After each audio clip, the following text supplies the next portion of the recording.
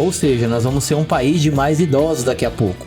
Então a gente tem que pensar em envelhecer bem, com saúde. Então a minha paixão no tênis só foi crescendo.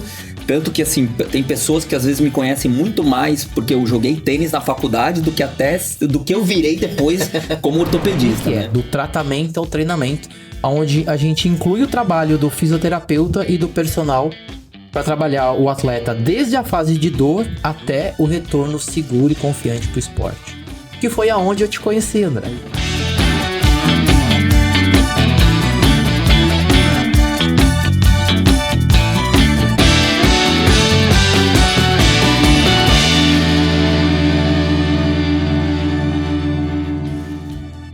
Fala, tenista! Sejam muito bem-vindos aqui ao nosso canal, nosso episódio 1.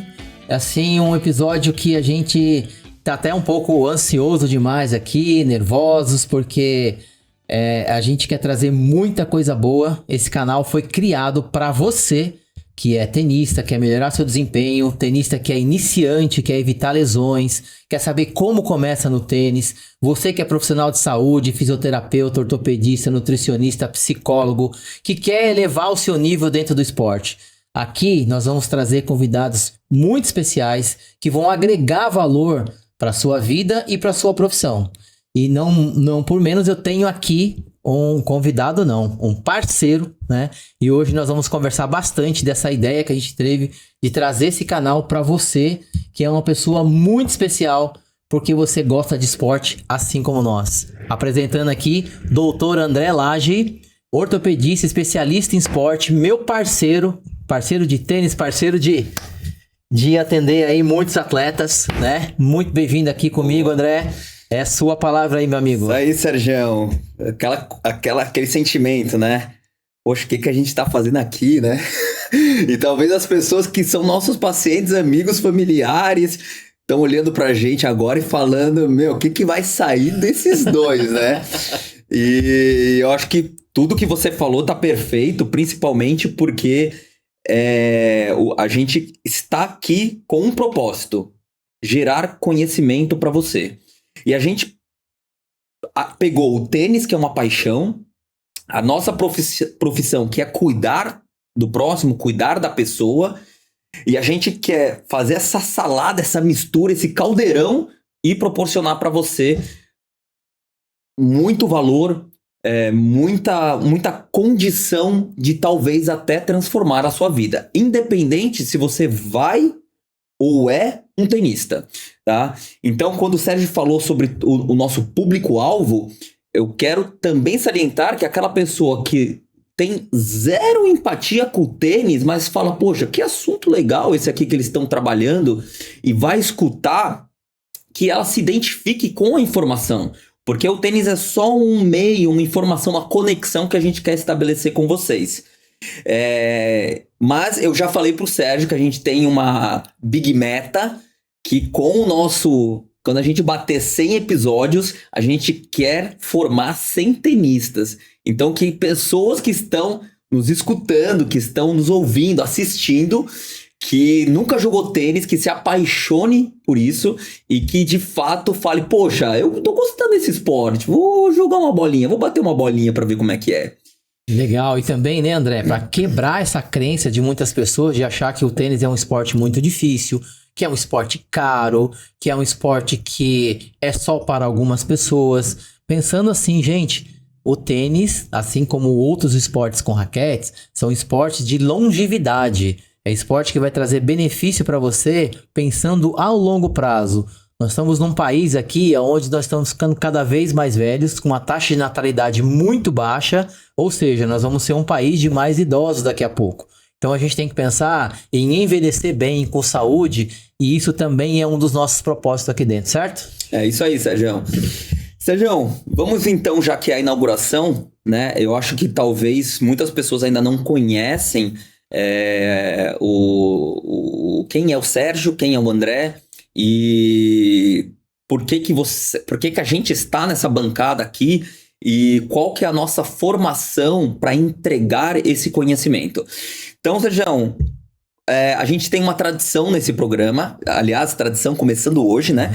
Que a gente vai flipar essa moeda e quem vai começar a partir da sacar é que começa o assunto do podcast. Boa. Vamos lá? Olá. Cara ou coroa? Coroa. Cara. Boa. Começa com você, meu Então parceiro. vamos lá, eu vou começar a servir. Então, servindo pra você, Sergião, eu acho que você já me conhece, né? Então, antes de mais nada, mas eu vou eu vou falar um pouco sobre a minha intenção de estar aqui com você e dividindo esse microfone. Antes de mais nada, eu sou tenista há pelo menos 20 anos, né? Então, as pessoas me conhecem muito mais como médico, mas eu tenho mais tempo de tênis do que de medicina. Legal. Então já começa por aí. Claro que eu nunca fui profissional. Aliás, isso é uma coisa importante, né? A gente trabalha muito com atletas, né, de alta performance. A gente vai ter muito conteúdo para quem é profissional, para quem é atleta e quem pensa em rendimento. Mas a gente quer aproximar o amador do atleta. Essas duas pessoas, elas estarem no mesmo cenário, porque a informação, ela é única, a informação, ela serve para todos, né? Então, acho que essa é uma primeira mensagem que eu queria transmitir. Mas voltando sobre o que eu estava falando, eu tenho esse carinho com o tênis desde criança, né? Eu comecei no squash, então quando você falou de raquetes, né? O squash foi o primeiro que eu comecei. E só que eu comecei a achar que a quadra era muito pequena pra mim. Eu falei, pô, preciso daquela quadra grande. Eu treinava olhando o pessoal jogando tênis. Aí até o momento que eu cheguei, minha família joga tênis, meu pai, irmão, irmã, joga tênis. E eu como irmão eu como filho do meio, né, via meu irmão mais velho jogando e falava, pô, quero bater nesse cara, quero passar por cima desse cara. E aí comecei a jogar tênis. E era nesse começo de tênis, pra mim, Sérgio, era uma coisa muito relacionada à família. Porque eu jogava no sábado, meu pai ele treinava às 8 horas da manhã, eu treinava às 9 e meu irmão às 10. E a gente ficava das 10 até as 2 da tarde, depois gladiando um com o outro. Então era um momento que era muito nosso, era muito familiar. E aonde a gente jogava, a academia que a gente jogava, era praticamente a gente ali no sábado. Então, todo mundo sabia que, ó, lá vem os Lages jogando. Na outra ponta, tava a minha mãe com o almoço pronto desde as 11 da manhã, esperando. Brava, todo mundo voltar às 3h30, 4 da tarde, mortos de fome, e ela pé da vida porque a gente chegava esse horário. Cara, isso era algo rotineiro, todo sábado era essa discussão de novo, vocês aqui. Não, mas hoje o jogo foi pro terceiro set e tal. Então, eu fui criado dessa forma. Então, o meu vínculo familiar, por conta do tênis, ele foi sempre muito forte. E hoje, eu com 2 filhos, né, pequenos, é algo que eu quero muito transmitir para ele. Então, o que eu tenho do tênis, eu passei assim, os melhores momentos da minha vida, eles sempre estiveram no tênis. E agora, quem sabe, é mais um com você aí do lado. Boa, espero que honra, né? Nossa, demais. Então, eu acho que, assim, várias vitórias, derrotas, conflitos da vida sempre estavam margeando o tênis, né? E aí foi interessante, porque quando eu entrei na faculdade de medicina, eu fiz a faculdade de medicina do ABC, e no momento que eu entrei, o tênis na minha vida ele estava um pouco parado, porque eu tive que estudar muito para entrar na faculdade. Então passei por aquela parte de cursinho, e realmente quando eu levo uma coisa assim, quando eu tenho um objetivo, eu vou com ele até o final. Então, nesse momento, eu preferi não treinar o tênis para não impactar, talvez, na minha rotina de estudo e me dedicar 100% para passar na faculdade. E aí, quando passei, resgatei o tênis, porque logo quando eu cheguei, eu era praticamente o único que tinha um nível um pouco melhor ali da minha sala. E os veteranos já me pegaram, já me colocaram para treinar, e imediatamente eu virei diretor de modalidade do tênis. Então comecei a trabalhar na atlética e, poxa, me inteirei muito mais com o tênis, porque a partir daí eu criei uma paixão que eu estava administrando uma equipe. Então eu levava material, fazia a organização dos campeonatos, eu entendia conflitos de veteranos e conflitos de calouros que às vezes eu tinha que intermediar e eu tinha que fazer a minha equipe ser campeã. Render. E então a minha paixão no tênis só foi crescendo, tanto que assim, tem pessoas que às vezes me conhecem muito mais porque eu joguei tênis na faculdade do que eu virei depois como ortopedista, né?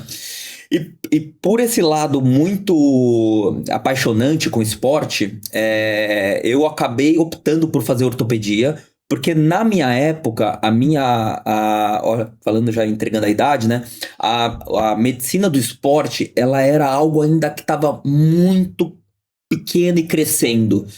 E como a ortopedia já é uma especialização que está muito sólida na nossa rotina, inclusive nessa época a maioria de atletas conhecia o médico do esporte pelo ortopedista, né? Não tinha o médico do esporte que cuida de todas as áreas como tem hoje, né? Desde da cardiologia até a ortopedia em si.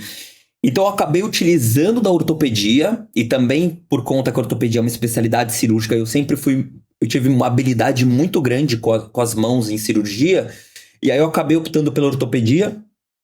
Fiz a ortopedia, tive uma especialização muito ampla, né? Então, ao todo aí, depois que eu me formei como ortopedista, eu tive praticamente 9 anos de formação de especialidades, desde traumatologia do esporte, reconstrução óssea, cirurgia do quadril, e chegando aonde eu estou hoje como médico do esporte e trabalhando praticamente, meu volume é 80% pessoas que praticam atividade física com alta performance.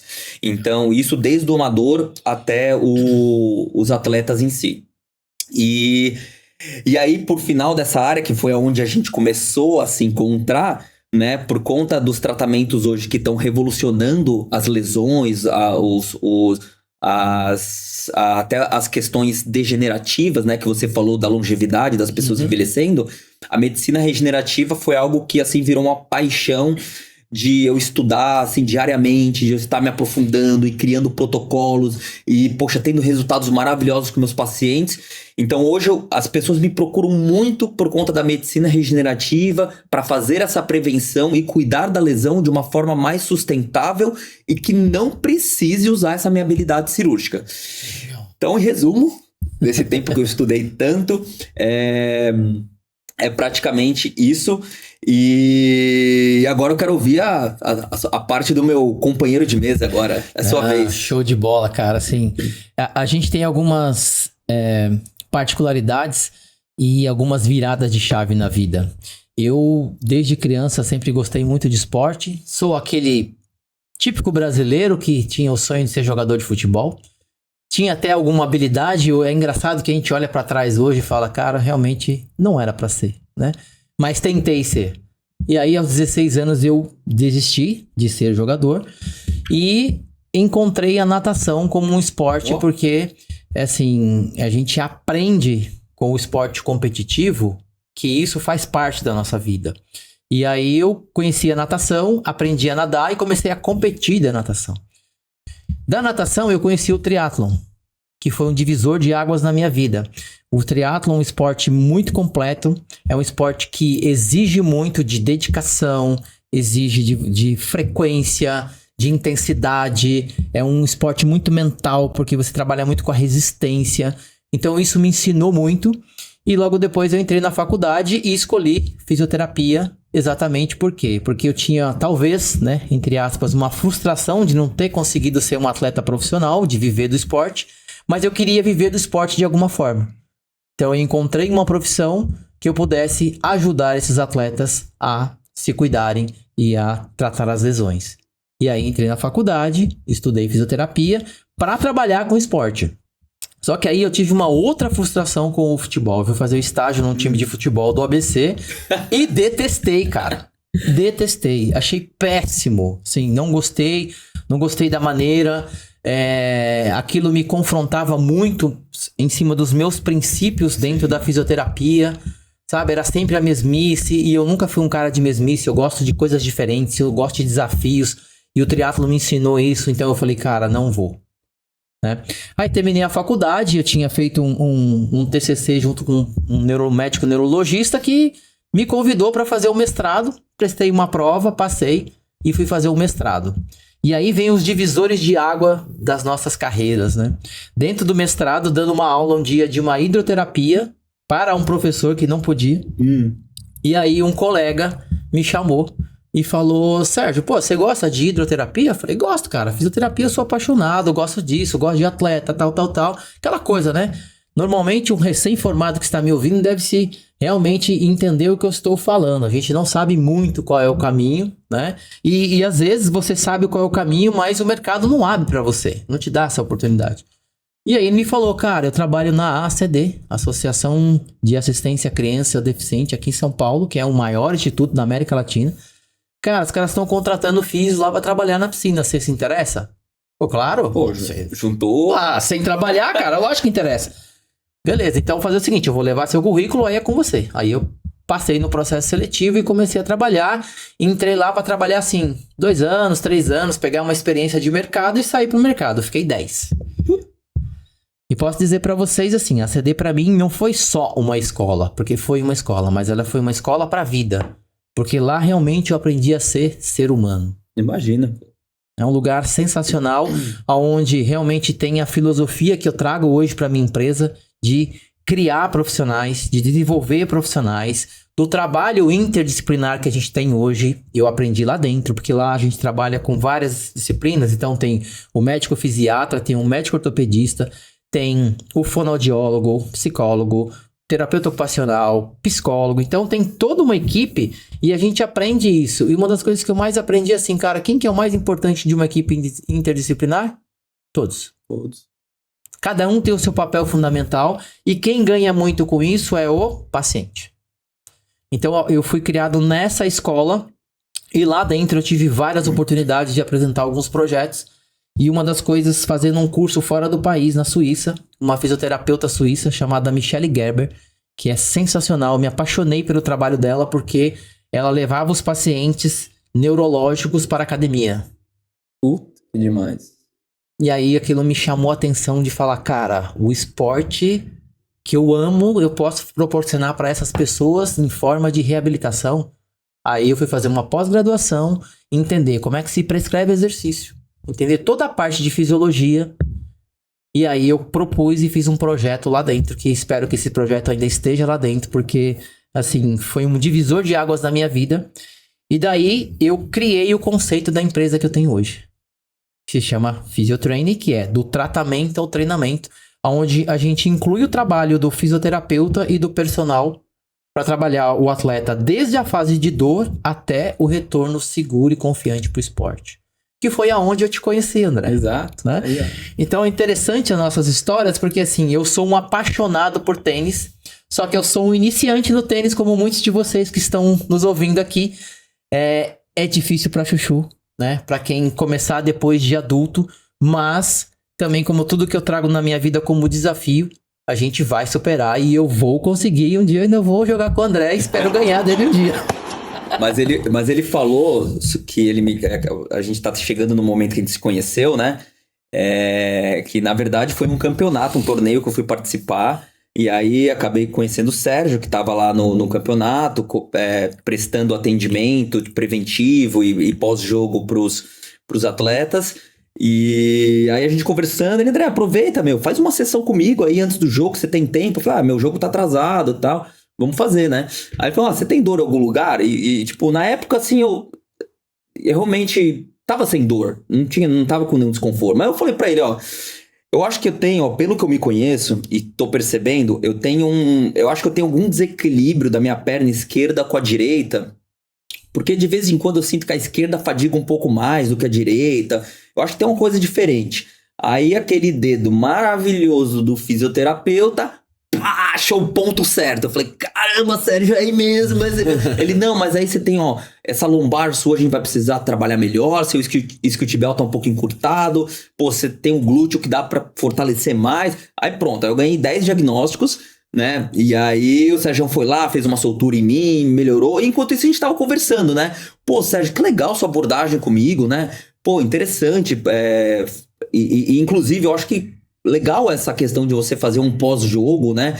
Do tenista que tá aqui, porque às vezes ele vai fazer 2, 3 jogos na sequência, né? E, pô, às vezes uma soltura miofascial, um alongamento, uma recuperação ali, ajuda tanto a parte física quanto o relaxamento mental, dele se desligar um pouquinho na tensão do jogo, né? Uhum. E aí acho que bateu a conexão. E aí foi quando a gente chegou e falou, poxa, quero conhecer o teu trabalho, Sérgio, melhor. E aí teve a recíproca, né? Eu falei, ó, eu atendo muito tenista, acho que primeiro porque é o esporte que eu tenho desde pequeno, então muita gente me conhece no tênis. E, poxa, vamos ver, trocar uma figurinha, né? Vamos trocar os casos. E Sérgio, você lembra uma coisa que eu te falei de, poxa, qual que é o maior problema que eu enxergo na nossa profissão, médico e fisioterapeuta? Claro, a falta de comunicação. É isso aí. Porque muitas vezes essa comunicação ela tem que ser ativa, não só através do paciente, que às vezes a gente comenta, pô, conversa lá com o seu médico, fala isso. Cara, é assim, um divisor de águas dentro de uma equipe interdisciplinar é a comunicação direta. Porque muitas vezes aquilo que eu observo, o meu paciente não consegue transcrever para você. É uma ligação que eu faço para você e muda tudo. Muda tudo. Porque muitas vezes você como médico, você vai avaliar esse paciente, ele vai passar com você uma vez por mês, uma vez a cada 2 meses. Eu vejo ele semanalmente. Então, eu tenho condição de te passar muito melhor essa evolução dele, né? E você tendo essa evolução, você vai ter um subsídio com a sua avaliação de concluir se a gente tá certo, se a gente tá errado, o caminho tá legal, Sérgio, não. Cara, vamos mudar isso aqui? Não, cara, tá legal assim, vamos nesse sentido. E a gente, como profissionais de uma equipe, tem que não ter melindre. O grande objetivo é o paciente. É o nosso atleta se recuperar, é o nosso atleta evoluir dentro daquilo que é a proposta do nosso trabalho, certo, André? Sem dúvida. E isso foi uma necessidade que eu tinha, porque eu falava para você, Sérgio, assim, eu sou uma pessoa que eu trabalho muito de forma integrativa, multidisciplinar, e eu não consigo ter resultado se a gente não tem essa coesão, se a gente não tem essa ligação. Porque no final das contas, quem a gente quer esse benefício é o mesmo, é o paciente. Então, se você tem um resultado bom, eu tenho um resultado bom, se eu tenho um resultado bom, você também, e vice-versa. Então, a falta de comunicação, justamente o que você falou, né? Poxa, uma ligação falando, ó, Sérgio, eu tô te mandando um paciente com esse diagnóstico, que eu preciso que você trabalhe isso, e eu preciso que ele mantenha pelo menos aí tantas sessões, e eu quero que ele retorne dessa forma comigo para eu tentar progredir meu tratamento. Beleza. E o seu retorno semanal para mim, primeiro, é o que me aponta que o paciente ele está tendo adesão ao tratamento, ou seja, ele confia em mim e está seguindo toda a sua proposta. E o segundo é que eu consigo fazer já a perspectiva da evolução quando ele voltar comigo. Então, poxa, ó, ele vai voltar dessa forma que o Sérgio falou pra mim.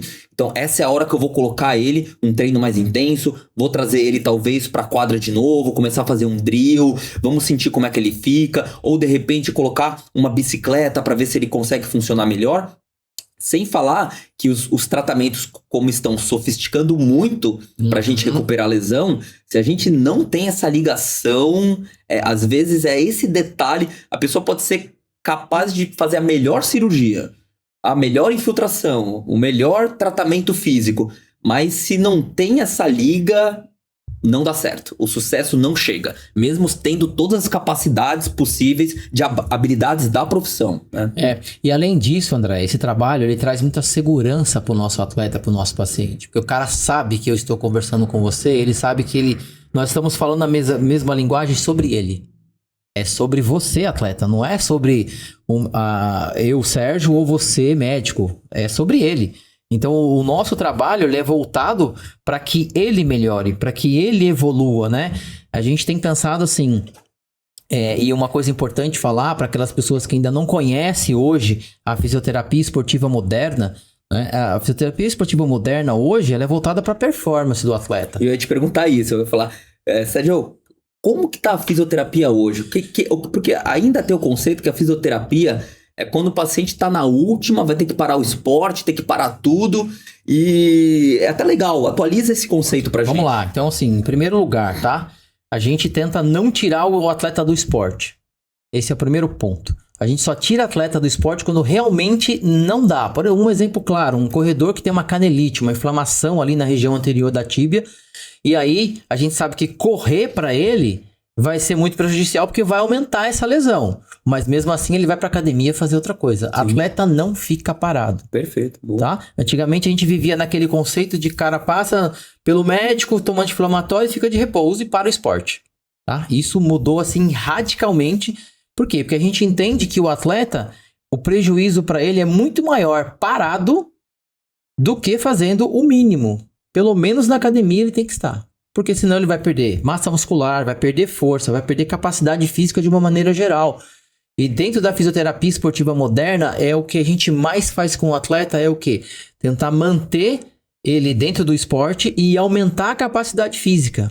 André, a gente trabalha com um conceito que ele parece ser simples, mas ele é assim, um pouco mais difícil de entender para uma pessoa que talvez não entenda muito. Mas você que é um atleta, um iniciante, entenda bem isso aqui. O que causa lesão num atleta, seja ele iniciante ou um atleta já de performance, é uma balança que de um lado a gente tem a capacidade física, do outro lado a gente tem o que a gente chama de demanda esportiva. O que é demanda esportiva? É tudo aquilo que você faz de treino, jogos, tá pesando desse lado. Quando eu tenho uma demanda esportiva que está mais pesada, mais alta do que a minha capacidade física, eu tenho lesão. Quando eu tenho uma capacidade física que está muito alta, eu não tenho desempenho. Então o ideal é que esses dois andem juntos. Então uma das coisas que a fisioterapia moderna hoje faz é avaliar o atleta como um todo. Sim. É ver você como um todo para ver como é que está a sua capacidade física. Então a gente não vê o atleta como um cara com uma lesão no joelho, com uma dor na coluna, com uma dor no ombro. Eu vejo você como um tenista. Eu vejo você como um triatleta. Porque desta forma é que a gente consegue realmente mudar o conceito, a visão e principalmente o tratamento. Tá? E uma das coisas também que a gente tem feito muito na fisioterapia é a conscientização do atleta. Não só para a questão de prevenção, que é muito importante. A gente trabalha hoje, eu tenho um trabalho muito voltado hoje para prevenção de lesões, por isso que a gente trabalha em conjunto, mas também para que mesmo aquele atleta que já tenha dor. Então a gente tem que trazer essa consciência, porque muitas vezes o cara espera já não aguentar mais, assim, a gente até brinca, né? Que o atleta, ele só comparece, só procura ajuda depois que a dor tirou ele do esporte. Sim. Então, se você é atleta, não deixe chegar nesse nível. Ter dor não é normal. A dor é sinal de que há algo errado no seu corpo. Certo, André? Legal, né? Porque eu acho que foi por isso que eu me identifiquei com você, inclusive, e a gente tá aqui hoje como parceiros, porque a minha medicina também, ela foi mudando muito de tratar doença, dor, para tratar saúde. Então, hoje, as pessoas, quando o paciente chega a primeira vez no meu consultório, eu chego para ela e pergunto, você veio aqui porque tem algo te incomodando, que está limitando sua vida, que você está incapaz, ou você veio aqui pensando em se prevenir? Que você quer chegar com 80 anos, fazendo o seu esporte, tendo essa capacidade produtiva, profissional que você tem hoje, cuidando da sua família, não dando trabalho para sua família. Qual das duas? Normalmente o paciente fica na dúvida, doutor, eu vim por uma dor, mas agora eu tô pensando que eu quero ter esse segundo aí, e eu não sei. Então meus pacientes às vezes se misturam muito. Uhum. Por isso que assim, eu tenho uma consulta que tem uma demanda muito mental, porque a gente vai ver o cenário inteiro do paciente, né? Eu não vou enxergar o paciente com uma dor no quadril. Eu vou ver, poxa, por que esse paciente foi ter essa dor no quadril? Uhum. E o que ela tá repercutindo na vida dele e como a gente vai prevenir que ele volte a ter isso. Exato. Porque o meu insucesso é a recorrência da lesão dele. Exato. Então eu quero que ele entre no meu consultório e saia melhor do que ele entrou. Então acho que é a nossa mesma proposta que a gente tem. Perfeito. E o que eu falo para os atletas assim, aqui a gente não fideliza paciente na fisioterapia. É isso. Aqui tem começo, meio e fim. Então nosso raciocínio clínico é para descobrir as causas do seu problema, tratar isso e fazer com que você retorne para o seu esporte com confiança e segurança que isso não vai mais acontecer. Agora, Sérgio, eu fiquei curioso com uma coisa. Você falou do triatlon, você falou da natação, da hidro, do futebol. E onde chegou o tênis para você aí? Tênis é o seguinte, cara, vamos lá. Eu tinha um sonho de jogar tênis. Porque desde criança eu assisto tênis. Eu vi Boris Becker jogar, eu vi Pete Sampras. Foi nessa evolução, né? Ao longo dos anos 80 para os anos 90. André Agassi, Guga. Aí depois a gente veio agora para os mais modernos aí, que são Djokovic, Nadal, Federer. Cara, eu sempre tive um sonho de jogar tênis. Mas nunca tinha tido a oportunidade, porque a gente trabalha muito, estuda muito. E talvez por não ter também me colocado esse desafio. E agora que a gente trabalha muito aí com tênis, né? A gente tem uma unidade dentro de uma Play Tênis aqui em São Paulo. Então a gente tá dentro da academia de tênis. Eu estou realizando meu sonho. Pô, legal. E é muito legal, cara. Porque assim, a gente entende o esporte de uma outra forma, né?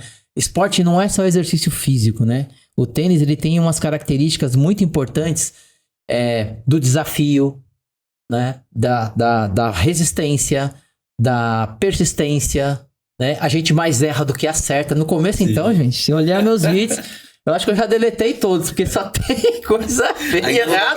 Ainda não dá nem pra filmar. Não dá ainda pra postar no Instagram. Então, mas faz parte do começo, a gente sabe disso. Sim. E isso é um aprendizado, um desafio muito legal. E essa é a minha relação com o tênis, tá? Eu já fui em alguns grandes slams, já fui no US Open, ver de perto, porque eu adoro, eu sou apaixonado por tênis, mas nunca tinha tido a oportunidade de jogar. Pô, mas você tá tratando o tenista.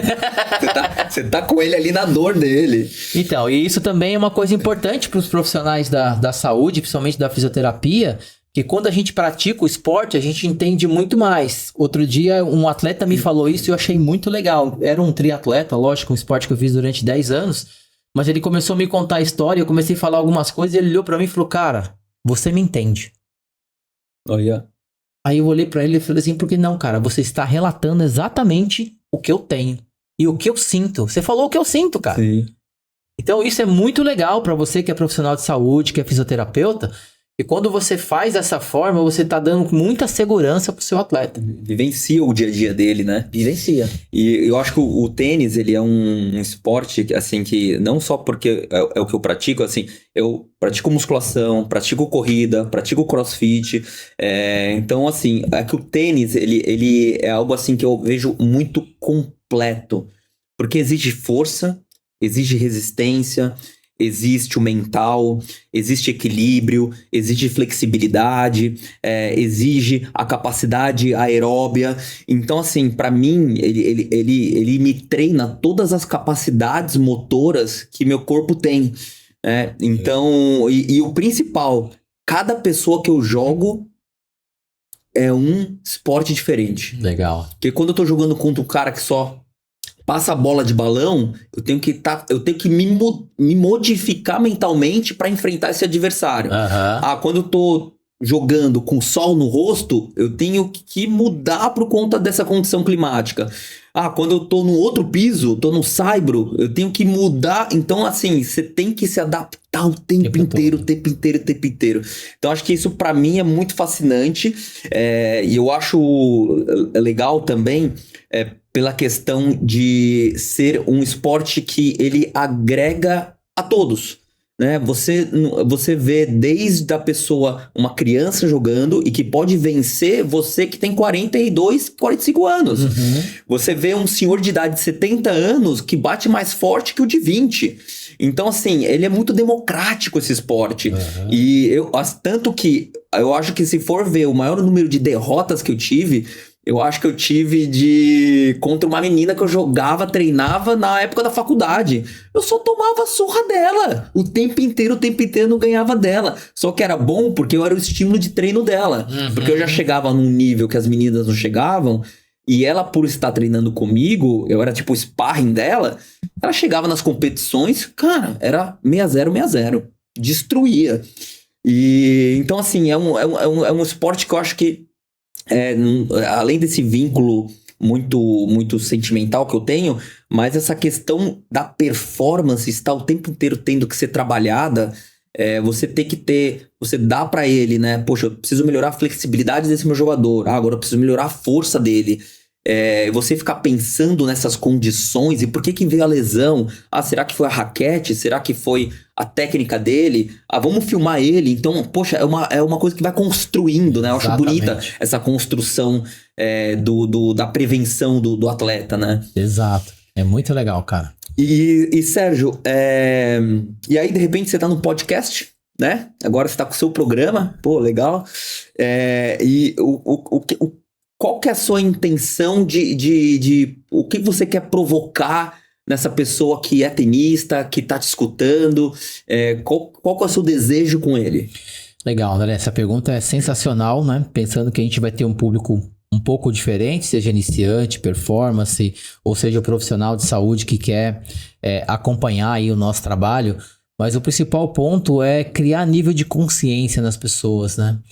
Para prevenção, né? Pensar que melhorar a performance não é só bater mais forte. Então, melhorar a biomecânica do movimento, melhorar talvez o condicionamento físico, pensando assim, se eu chego mais inteiro, eu consigo bater melhor na bola. Então, muitas vezes, um treino de perna, um treino de agilidade, a gente vai ter aqui convidados para falar exatamente disso, cara, pela preparação física. A gente vai ter convidados falando da preparação técnica. A gente vai ter convidados falando da preparação mental, né? A gente sabe que o tênis, eu acho que os esportes em raquetes como um todo tem um lado mental muito forte, né? Então a gente vai trazer esses tipos de convidados que a gente possa agregar valor e trazer nível de consciência, tá? Pensando que assim, gente, quando a gente fala de nível de consciência, por exemplo, de prevenção, prevenir é muito mais barato do que remediar, Sim. tá? E não é só financeiramente falando, pensa assim, você é um atleta que está competindo. Se você tem uma lesão, você vai perder performance. Você vai ter ou que parar, ou vai ter que diminuir muito o seu volume de treino para conseguir tratar essa lesão. Você perde um pouco do ritmo de competição, você perde um pouco da temporada. Então, com certeza, o seu prejuízo é muito maior, além de ficar chateado, ficar irritado. Então, prevenir é muito mais barato. Então, essa é uma conotação que a gente tem que trazer muito aqui no programa, no canal. E trazer convidados que falem bastante disso, além de nós dois que já trabalhamos com isso. E trazer esse nível de consciência para as pessoas. E um outro nível de consciência muito importante é pensar na performance, né? A performance do atleta, tudo que envolve a performance. Então, a gente falou um pouquinho da capacitação física, da capacitação técnica na melhora de desempenho, da capacitação mental, naquilo que você realmente está disposto a fazer, pensando que assim... Eu acho que o meu case deve ser mais ou menos igual ao seu. 80% das pessoas que nos procuram são atletas que eu até chamo atletas de performance, tá? O que é um atleta de performance para mim? É aquela pessoa que trabalha, ela tem uma outra ocupação e ela investe no esporte e ela quer competir. Sim. Quer resultado. Só que ela não tem tempo o dia todo para ficar se preparando. Ela precisa de uma preparação específica para isso. Sim. Então, esse público, assim, pelo menos para mim, é o público que eu mais tenho experiência. E é difícil, né? Porque encaixar família, trabalho, trânsito, numa nível de rotina estresse, de competição, Então, a gente pega pessoas que ficam sentadas o dia todo. Tem um nível de estresse alto, de cobrança no trabalho. Sim. E aí, às vezes, ela vai pra quadra porque ela quer extravasar esse estresse. Mas aí ela tem que ter uma preparação. Então, isso é muito legal a gente abordar esse assunto, porque isso vai ser muito agregador na vida dessas pessoas. Sem dúvida. E uma das coisas que eu gosto de entrar na quadra, né? Chegar lá, entrar, poxa, pronto. É que eu penso muito no meu adversário. Eu penso nele da seguinte forma: o que eu posso fazer para gerar o meu adversário performar? E eu acho que é isso que a gente vai propor para o nosso ouvinte. O que eu vou preparar de convidado, de material, o que eu vou estudar para quem está me escutando. Né? Então eu vou entrar aqui no nosso programa igual eu entro na quadra. Pô, eu quero trazer material novo, eu quero trazer uma literatura que ele não teve acesso, que nunca soube de alguma informação, o que é fato, o que é mito, o que é verdade, o que funciona na nossa prática. Exato. Aliás, a gente poderia falar algo da nossa prática, né? Vamos contar um relato de caso, então, que a gente de algum atleta de tênis que a gente tá... Bora! Que a gente tá tratando. Qual deles você quer? O último que te chamou aí uma atenção de recuperação, ou um desafio, algo difícil. Eu vejo assim, André. Até hoje eu tava dando um treinamento pro meu time. Eu treino muito os fisioterapeutas e personagens que trabalham comigo e eu gosto muito de trabalhar a parte mental deles. E aí eu tava falando exatamente sobre isso, cara. Toda vez que eu entro para atender um atleta, para fazer uma avaliação, eu faço muitas avaliações eu entendo que é um grande desafio. Porque se eu não entender assim, eu vou dar menos de mim, tá? Então, assim, todas as vezes que a gente coloca esse paciente, esse atleta como um desafio, você dá o seu melhor. E normalmente o resultado é muito bom, né? Então a gente tem alguns desafios aí entre os nossos atletas, né? Então vamos falar de um professor de tênis, por exemplo? Vamos. Né? Esse é um desafio. Que tem uma epicondilite lateral, né? Desenvolvida aí nos últimos 2 meses com uma dor incapacitante. E uma epicondilite atípica, né? Porque ele é um professor de tênis que está há muito tempo na quadra, então já tem uma técnica muito precisa, muito boa, e aconteceu durante uma aula, não foi nem na competição que ele se esforçou, que teve alguma questão assim. E aí, vamos falar o porquê? Vamos. Conta a história aí, por que aconteceu com ele, cara? Ele foi testar uma raquete diferente, que ele não estava acostumado, aquele teste bobo, né? E quando começou a bater o backhand, ele sentiu um estalo no cotovelo. E aí, lógico, ele deve ter insistido um pouco mais, como todo bom tenista guerreiro, professor. E ele chegou pra mim no treino, eu falei, você tá batendo meio estranho. Ele falou, tô 1 mês com uma dor no cotovelo. Tipo, há 1 mês eu treinava com ele, sabe que eu sou médico do esporte, ele sabe que eu cuido de tenista o tempo inteiro. E eu falei, pô, você só vai vir falar agora, né? Só agora. É igual o paciente chegar pra gente, doutor, tô com 3 meses com dor. Eu falei, 3 meses? É muito tempo. Pra quem trabalha com o corpo é demais, né?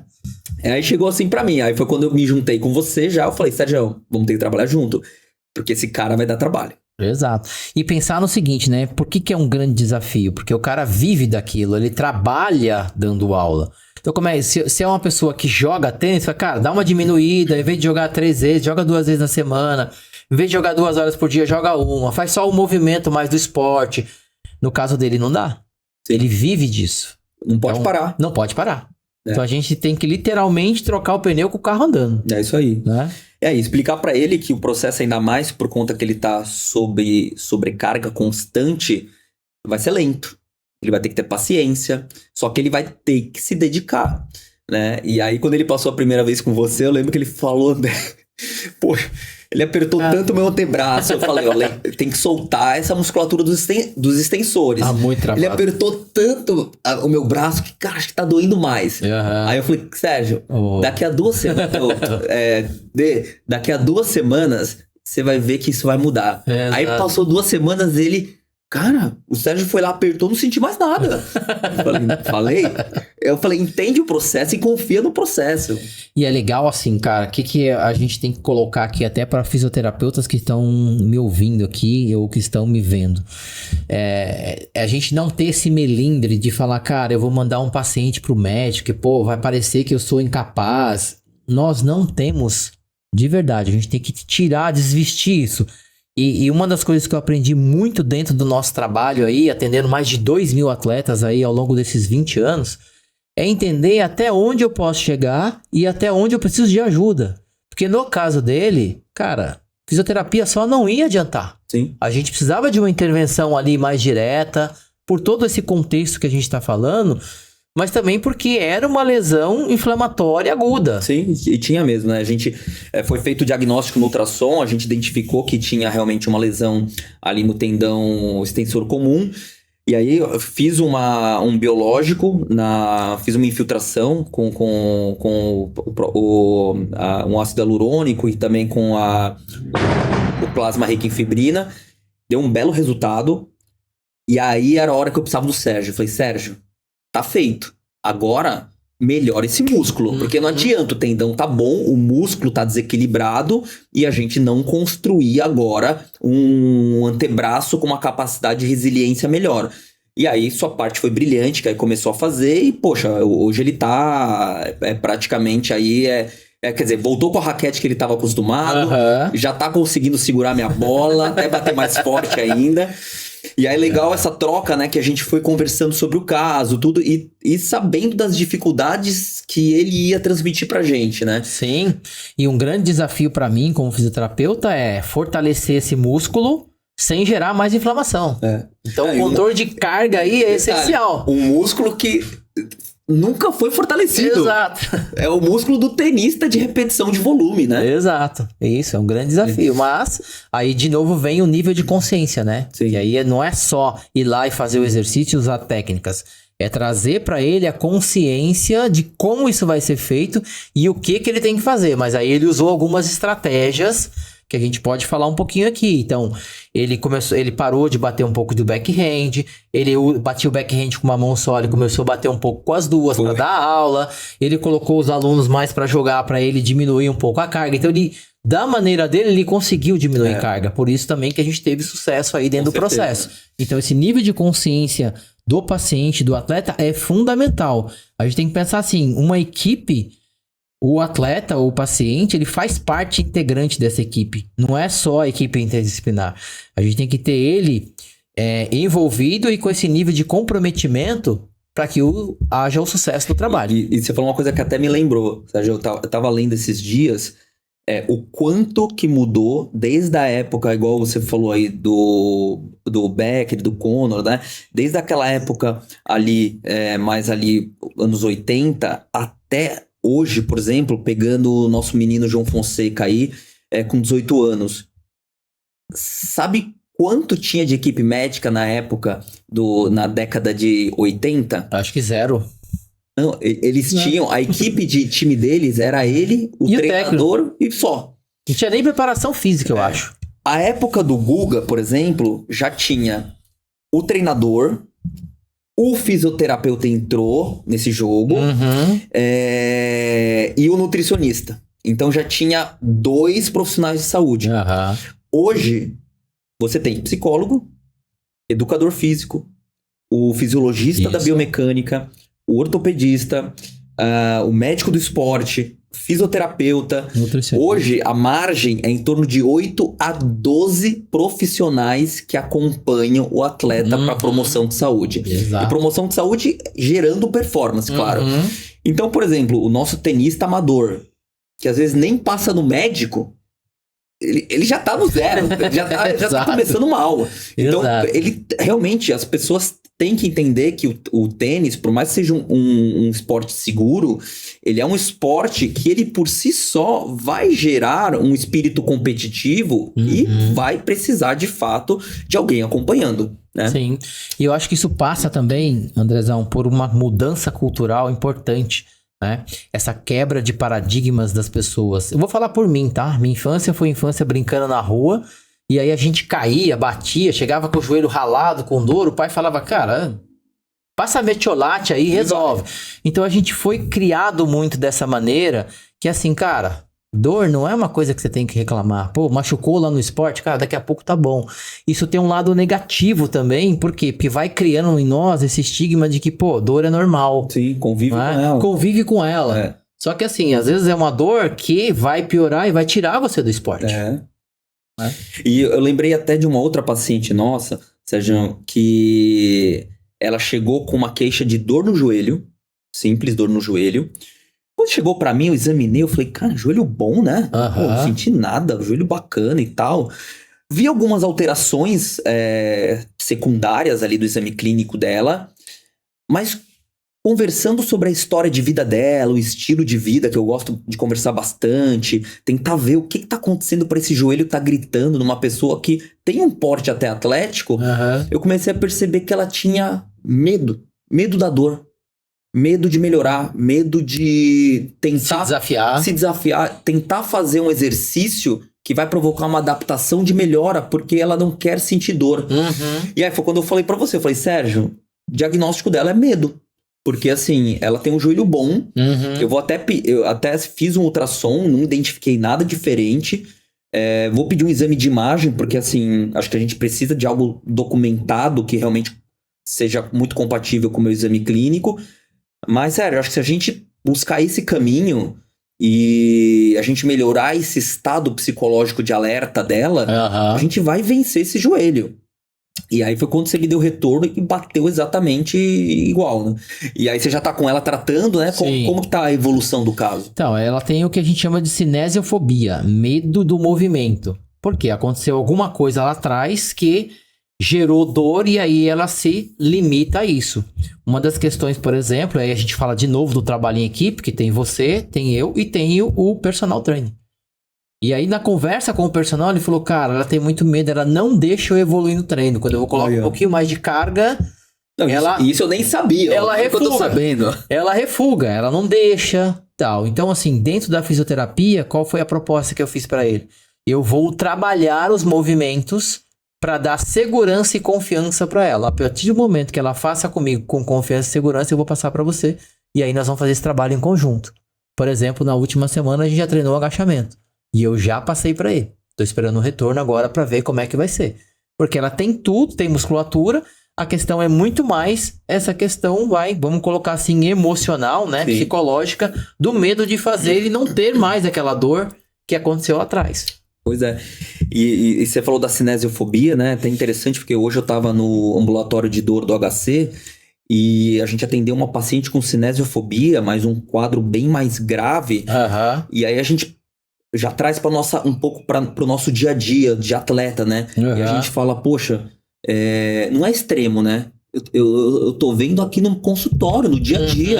E aí a gente percebe o que esse detalhe de alguém não orientar correto, não tratar, não pegar na mão do paciente, pode gerar para esse paciente que de repente ela abandona o tênis, para de treinar, aí ganha peso, aí começa essa dor no joelho a aumentar mais ainda, ela se sente impossibilitada, incapaz, aí começa todo o declínio de vida que a gente já tá esperando. Então, eu acho que a mensagem até, a gente já tá chegando próximo do fim do nosso inaugural. Eu acho que é o poder da palavra, né? A gente, como profissional de saúde, a gente tem que ter muito cuidado com as palavras, porque se a gente falar algo que seja incorreto, desatualizado, às vezes uma crença que você tem, mas que você não se permite a evoluir em vários conceitos relacionados à dor, à lesão, ao esporte, às vezes você compromete uma atividade física que causa um bem-estar tão grande para o paciente que isso pode gerar outras doenças. Sim. Então, olha o perigo de você falar algo errado, como, por exemplo, você tem uma lesão, você tem que ficar parado agora por 2 meses. Imagina o prejuízo que você causa nisso numa pessoa falando que ela não pode fazer exercício físico. A chance de você provocar é essa cinesiofobia. Exato, isso aí. Ela tá muito ligada a essa experiência emocional negativa. É isso. E aí ela pode ser desenvolvida pela pessoa ou ela pode ser confirmada por um profissional de saúde, que às vezes ela já tem esse estigma, chega o profissional de saúde, é verdade, cara, é melhor você não fazer isso não, ficar quieto, ficar parado, porque se fizer vai doer. Cara, isso é nosso dia a dia. É o dia a dia. Tem, assim, não só pessoas do esporte, mas pessoas do dia a dia comum e depois pode evoluir aí para um processo de dor crônica que é muito pior, né? Aí a gente tá falando de até de nível social. Perfeito. Sérgio, pra gente concluir o nosso primeiro episódio, espero que tenha sido aí bem relevante aí para as pessoas que vão nos acompanhar aí, tá nessa trajetória com a gente.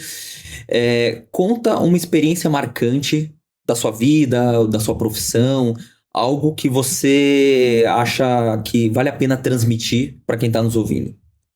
Cara, a pergunta é difícil, porque eu tenho muitas coisas. De verdade, assim. A gente vai ter vários episódios também. Então separa uma. Eu acho que o ponto principal, assim, não é um episódio, mas o que eu sinto no meu paciente, cara. Essa verdade, quando a pessoa passa por um processo, e aí dentro de todo esse desenvolvimento ao longo aí desses últimos, principalmente dos últimos 10 anos que eu tenho a empresa, que eu tenho uma clínica que tem uma visão diferenciada, que tem uma visão focada no cliente, no paciente, que tem uma visão focada em entregar resultado e transformação de vida para essas pessoas. Assim, o que mais me chama atenção, por exemplo, a minha própria secretária fala isso, nossa, fulano vinha aqui, cara, com a cara sisuda, de mau humor. Pô, depois de um mês tá contando piada. Então, assim, é a importância do nosso trabalho na transformação da vida das pessoas. E eu falo para eles, cara, assim, imagine você com dor, com uma dor constante que tá te incapacitando. Ninguém vai ficar de bom humor. Sim. Agora, o nosso processo, que assim, muitas vezes a gratidão dessas pessoas quando o cara te encontra em algum lugar, Eu tenho pacientes, cara, que tem 15 anos atrás. Os caras vão na clínica até hoje. Eles indicam pessoas, né? Lógico que tá tratando de outros problemas, mas isso é um nível de confiança que foi estabelecido ao longo desse tempo. Então, pra mim, na verdade, isso é sucesso, tá? Se eu for falar assim, se você me fizer uma pergunta, cara, o que é sucesso pra você na sua profissão? Cara, é eu ver o meu trabalho no outro. É eu ver o resultado do meu trabalho no outro. Agora, não só meu, né? De vários profissionais de uma clínica que tem o propósito de transformar a vida das pessoas através do nosso trabalho, cara. Isso, pra mim, é o que marca. Então, por exemplo, se você pega... A gente tá falando de pessoas comuns, mas se eu pegar um atleta, cara, que às vezes não consegue jogar, que tem dificuldade, que não consegue ter aquele desempenho que ele gostaria, e aí passa num processo com a gente. Quando eu encontro o cara no torneio, que a gente faz muitos torneios, cara, a primeira coisa que o cara faz é me dar um abraço e falar, cara, obrigado. Isso pra mim é sucesso. Tá? Então, isso pra mim, isso me transforma, isso me emociona, porque eu nasci pra isso. É a essência. É essência. Ainda bem que você não foi ser jogador de futebol, então, né? Que bom que você descobriu por que você nasceu, né? Você sabe que é exatamente isso. Por isso que eu olho pra trás hoje e falo, cara, eu não era pra ser isso. Né? Meu propósito era outro. E só que aí, quando a gente é jovem, a gente não sabe isso, né? É isso aí. Mas assim, eu sou um cara que, exatamente por me sentir um cara de sucesso, trago hoje essa proposta, André, junto com você, pra gente levar isso pras pessoas, né? Para as pessoas que procuram aí a informação, para as pessoas que querem performar, que querem iniciar uma atividade física, que querem iniciar uma atividade esportiva, ou para profissionais de saúde que querem ingressar dentro da profissão, cara. Esse é o nosso propósito aqui dentro, que eu trago junto com você. É isso aí. Boa, excelente. E eu acho que com o esporte, eu super compartilho de tudo que você falou. Acho que para mim a entrega é igual. E eu queria fazer esse fechamento falando do quanto que o esporte ele é importante hoje na vida das pessoas. Porque hoje o esporte ele é a base de tratamento para todas as doenças crônicas. Ele é o que tem maior efeito em diminuir a mortalidade para todas as doenças que mais matam. Isso do infarto ao câncer. Exato. Então, qualquer pessoa que está doente, o tratamento primeiro prescrito é exercício físico, tá? Então, eu gosto muito de usar o instrumento do exercício como proposta de mudança de vida, de várias circunstâncias. Então, às vezes, quando a gente pega um paciente, por exemplo, sedentário, ou aquele paciente que vive atrás da tela do computador no escritório e sofre de uma dor na coluna, por exemplo, no momento que você fala, poxa, vamos fazer um exercício, vamos ver como muda. Às vezes o exercício eu sei que nem começou a fazer efeito, mas só o fato dele colocar o tênis de manhã, colocar um shorts, uma camisa, entrar num lugar totalmente não caracterizado do ambiente dele. Às vezes um ambiente que provoca até um certo desconforto, porque vai ter gente que ele não conhece, gente que é muito bonita, gente que sabe falar lá dentro. E aí ele tá na segunda, terceira sessão, ele começa que ele volta mais feliz em casa, ele abraça a mulher com um afeto melhor, ele consegue brincar com o filho, ele consegue chegar no escritório, cumprimentar todo mundo. Ele começa que isso passa a transmitir até pro seu ambiente como um todo. E aí ele chega pra mim e fala, doutor, que dor na coluna? Eu não tô com dor na coluna. aí eu penso, eu não fiz nada nele ainda. Eu não passei um remédio. Eu só falei pra ele começar exercício. E eu tenho isso constante, Sérgio. E olha o efeito do exercício físico em melhorar tudo. E eu tenho certeza que a coluna, às vezes, por tudo estar tão bom, tão bem, a coluna se esqueceu nisso. Exato. Melhorou por isso. Então, acho que o nosso propósito aqui, eu acho que é muito do que você falou, de realmente a gente gerar transformação nas pessoas e que o esporte venha como o nosso veículo de comunicação. No caso, o nosso escolhido é o tênis, e você vai entender nos programas por que esse esporte ele é tão cativante. Quem sabe, 100 pessoas, hein? Fiz a meta com você. Nossa meta. E, Sérgio, por ter te conhecido hoje melhor, Eu acho que eu tô com um grande parceiro aqui na mesa que eu vou dividir aqui grandes emoções. Prazer, Boa. então, estar inaugurando esse primeiro episódio. Espero que seja o primeiro de muitos. E a todos do Fala Tenista, deixo o Sérgio aqui para encerrar o nosso primeiro programa. Eu que agradeço, cara, essa parceria, não só sua, mas de todas as pessoas que acompanham. E a última coisa que eu quero falar, assim, esse programa é feito para você. Então, nos ajude a fazê-lo. Deixe perguntas, coloquem sugestões de temas que a gente pode discutir mais adiante. Convidados, lógico, a gente talvez tenha uma limitação, mas de repente algum convidado que você acha interessante. Então, nos ajude a fazer esse programa. Esse programa é feito para você. Nos provoque também. Eu quero ser provocado aqui por vocês. Crie polêmica. Exato, isso é muito importante. Então, galera, vamos nos despedindo aqui desse primeiro episódio. Espero que vocês tenham gostado e sigam aqui para mais convidados que tenho certeza que vão fazer diferença na vida de vocês. Valeu. Até a Valeu, próxima. Andrezão. Até.